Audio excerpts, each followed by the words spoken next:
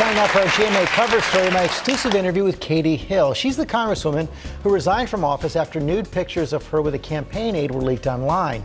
She reflected on her rise and fall in politics and explains why she rejects the term revenge porn.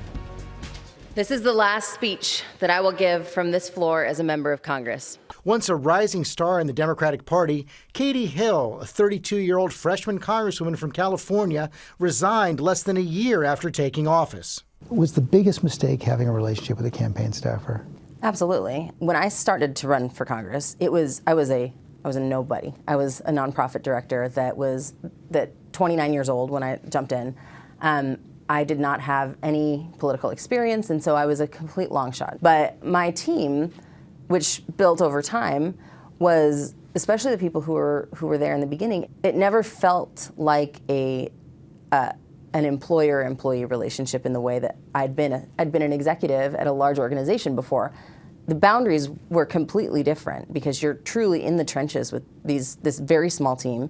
Where I think I made the biggest mistake was not setting those boundaries from the very beginning.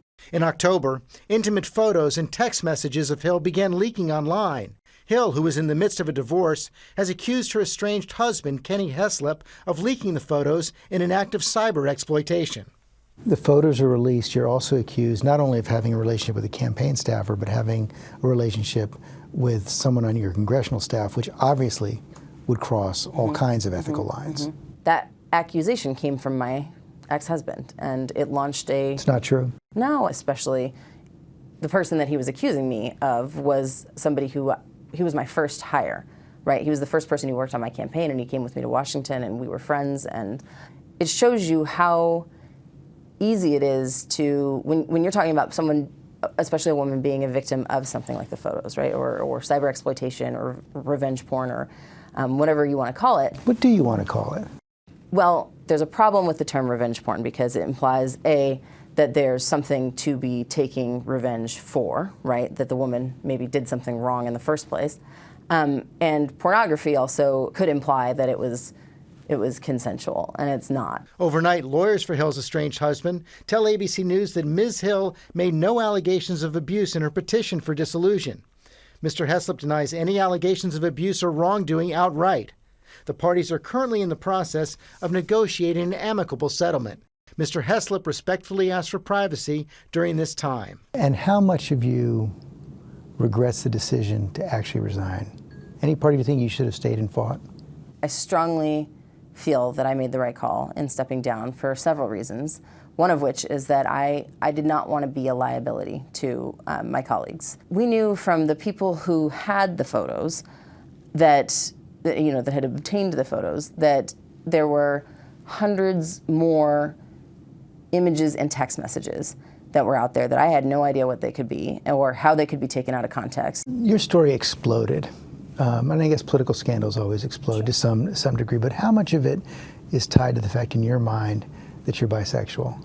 I think a lot of it is, and it's also partly because I'm a woman. We haven't seen as many, right, of the sex scandals with women, but the bisexuality is a huge part of it, right? There's a fantasy element of it. There's biphobia that is rampant still, and certainly misunderstanding of what bisexuality is, and it's sensationalizing, right? The headlines are much better than just, oh, Congresswoman has, affair with a former campaign staffer. You wrote in the days after your resignation, it seemed like you were very close to suicide. What stopped you from taking that final fatal step?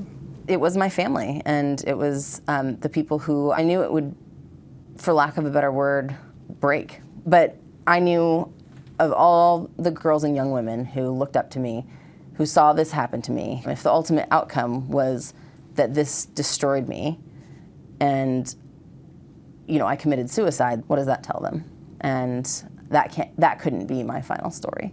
Well, it's amazing what she's been through in the last few years. That rise and fall in Congress. In January, her brother, 20-year-old brother, died. Her mom had brain surgery, and now she's fighting back. But one thing you have to say for her, she's an incredibly resilient woman. Yeah, for her to be willing to speak with you like that, just say something about it. All right.